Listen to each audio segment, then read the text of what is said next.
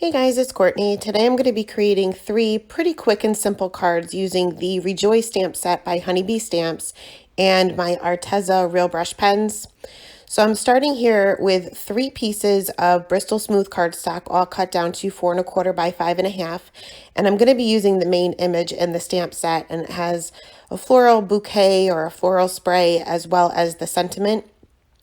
So I'm using my Misty here. It is a pretty large image, and I'm treating my cardstock there with my anti-static tool, and I'm going to be stamping with Versamark ink on 2 of my panels, and these are going to be stamped vertically.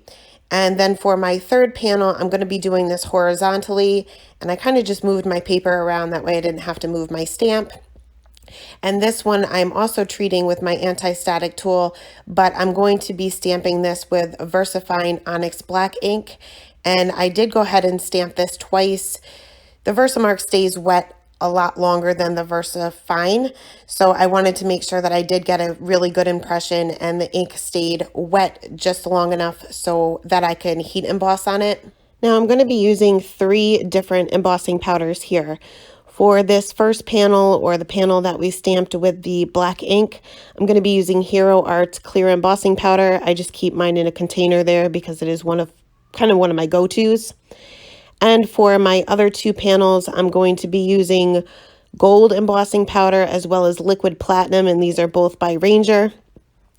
Now you'll see when I sprinkle on my gold embossing powder on this one panel here, I didn't get a great impression when I stamped my image on that R, but once we have everything heat set, we'll go ahead and fix that. I also have my heat tool warming up off camera. You want to make sure that your heat tool is nice and hot before you bring it to your card panel, especially when you're using the Bristol Smooth. I find that this paper warps more than regular cardstock.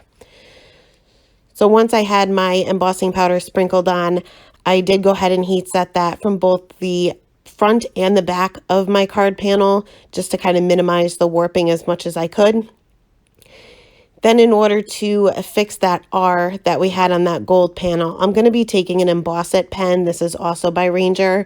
And I'm just going to go over that area that didn't have any embossing powder on it, sprinkle on a little bit more, and heat set that again. And it kind of all melts together, so you can't really tell that there was ever an error there. Next, we'll move on to the coloring. And like I said, I'm going to be using my Arteza Real Brush pens. Unfortunately, mine do not have colors labeled on them, so I can't tell you what color I'm using, but I have a red, a dark red, a regular green, a dark green, and kind of like a golden yellow there. So for this first panel, I wanted my colors to be pretty soft, so I'm just laying out my color here at the base of each of the petals and kind of where the petals overlap, basically where my darkest areas will be for each one of these petals, and I'm just laying out one color. Next, I'll take my damp paintbrush, and you don't want this to be overly wet. I'm dipping it in water and kind of just dabbing that out on my paper towel there. And I start on the tip of the petal and work my way down. If I find that I add a little bit too much water and it's kind of blending where I'm not getting any kind of contrast at all, you can kind of push that color back down. I just push it down to where I had originally put that. You can always go back and add a little bit more color, but like I said, I wanted this particular panel to be nice and soft, so I did want to have that contrast between the edges of the petal and the base of the petal.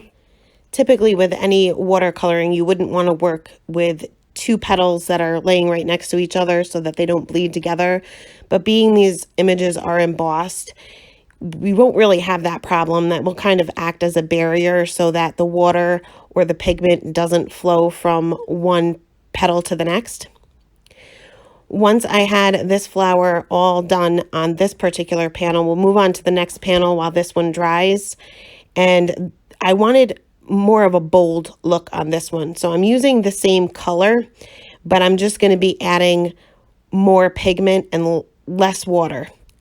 Probably the same amount of water, honestly, but more pigment. So where I laid out just the very base of the petals on this particular panel, I'm going to be filling in more of the petal on the next panel. So I'm going up about I would say about halfway on each of these petals. Now, once we add our water, it's pretty much just to spread the pigment. You're not going to get much contrast here. I unfortunately used a pretty dark red to begin with. Had I used a lighter red or maybe even a pink and then added the red just to the base, I would have gotten more contrast. So like I said, I'm just going to go in with my damp paintbrush and pretty much do the same thing. This is pretty much going to spread evenly throughout the entire petal just because we are using this one color and we added so much pigment to begin with. I really wasn't liking this effect as much because I like to see the contrast. That's just part of being, you know, into coloring and things like that. That's the whole point, is getting that contrast. So I'm going to go in with that same technique as we used for the first panel onto my gold panel by just laying out the color on the base of the petals and then spreading that out with a damp paintbrush. This one's going to be even a little bit lighter. I added even less pigment here, but with the same color. So you'll be able to see by even using just one single color, the 3 different effects that you can get depending on the amount of pigment and the amount of water that you use. Next, for the leaves, I'm pretty much going to do the same thing, just laying out a little bit of color on the base of the leaf and spreading that out with a damp paintbrush. This time I didn't rinse my paintbrush each time because there's embossed lines on these leaves. It's not going to spread or not going to blend as easy because you have those barriers, like I said before. So I did leave the little bit of pigment that I had on my paintbrush already and use that as a base instead of just clean water.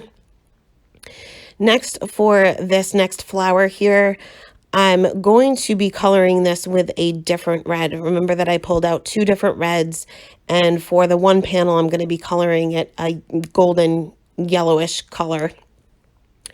You want to make sure that even though you have those embossed lines, you want to make sure that your poinsettia is completely dry before you move on, because you're using 2 totally different colors. If you do touch the water from one flower to the next, you will have some bleeding.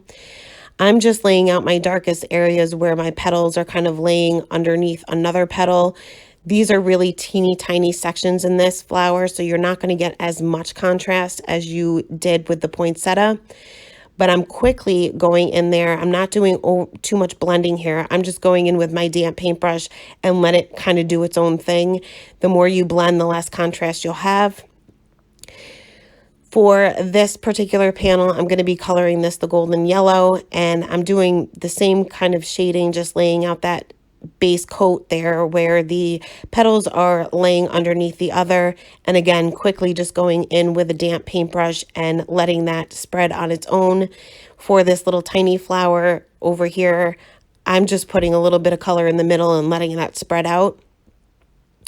For my gold panel, doing the same thing, but like I said, I wanted to keep this one even lighter, so I'm laying out even less pigment. I'm just barely touching the pen to the paper, but again, quickly going over that with just a damp paintbrush and letting that spread out. And next we'll move on to the other leaves that are on top of my little floral spray here. And I'm going to pull out a different green. This is more of like a hunter green. And for my first panel and for my third panel, where I wanted everything to be a little bit light, I'm just pretty much just putting a little dot right there in the base of each of the leaves, going in with my damp paintbrush, and I'm not even doing any blending here, to be honest. I'm starting off with the tip of the leaf and just doing 1 or 2 swipes down to the base of the leaf and letting that spread out on its own. Some of these are really tiny, so I'm not doing any kind of blending. I'm just dropping in just a tiny bit of water. For this second panel, doing the same thing, just adding a little bit more pigment than I did for the first and the third panel, just like we did with the flowers, going in with that damp paintbrush and letting that spread out on its own. Now, once all of my coloring or my watercoloring, whatever you want to call it, is done, I wanted to make sure that each of these cards were just a little bit different than the others. So this is a clean and simple card, so we're just going to add a few little details to these panels. For my first one, we're going to start off with this black one, and I'm going to keep this super simple.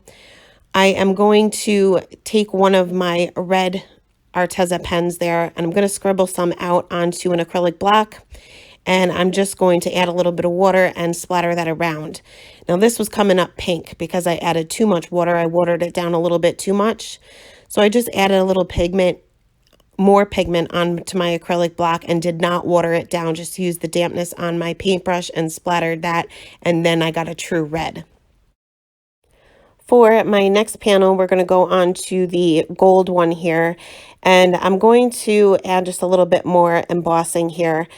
I'm going to treat my cardstock with my anti-static tool again, and I'm going to be taking my T-square ruler and that emboss it pen that we used in the beginning to fix that R. And I'm just going to be drawing a straight line on the top of my panel and on the bottom of my panel. And I'm just using my grid mat there just to make sure that they are evenly spaced. I'll sprinkle on some more of that gold embossing powder and heat set that. Now I must have had sticky fingers or something because I had a lot of excess embossing powder on the bottom part of the panel. So in order to fix that, I just take a dry paintbrush, and I pretty much use this paintbrush just specifically for this reason, to clean up that area and make sure that I can get off all of that stray embossing powder before I heat set it. Any single little speck will show, so it doesn't have to be perfect, but I definitely didn't want all of that excess showing. Once that was heat set, we'll move on to our final panel here. And I ended up trimming this down on either side just a little bit. In fact, I didn't really even measure. I just took a little bit off of each side of it. And then I'll take a piece of Nina Solar White, and this is already pre-cut to 4 1/4 by 5 1/2. And I'm just going to cut 2 skinny little strips here, and these are about 1/8 of an inch, maybe a little bit bigger. And I'm just going to use some scrap paper here to pounce on my Versamark ink pad. And I'm going to pick these up with tweezers, but this will obviously show where the tweezers are. So I'm going to basically hold one end the first time and the other end the second time so it kind of all melts together.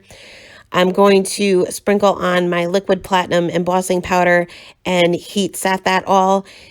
Now, when you emboss a larger area like this, sometimes it isn't smooth. It's kind of like bumpy. So in order to fix that, I let it cool after I heat set it, and then I'll pounce my Versamark ink pad right on top of that again and sprinkle on even more. Now, you don't necessarily have to add more ink. If you dip this into the embossing powder while it's still hot, it will also stick there too. You'll see here that I make a little bit of a mistake when I drop my little strip and it sticks to my scrap paper there. So I did have to fix that area up, and being it was still hot, I just dipped it into my little pile of embossing powder there, and you can't even tell the difference. So I went ahead and stuck that panel onto an A2 size card base with just a little bit of edge on either side with my Tombow Mono multi-glue, and I'll adhere both of those strips on either side. The first one I added the glue right to the strip, but the second one, and I found this a little bit easier, I added the glue to the card base itself, and I found that it was a little bit easier to line up my strip without worrying about getting the glue all over my fingers and then all over my card. Once that was done, I added some clear Nuvo drops to just the liquid platinum and the gold panel. The black panel I left as is with the little splatters, and adhered the rest of them to an A2 size card base. And that is it for today, guys. Thanks so much for stopping by, and hope you guys have a great day. Bye.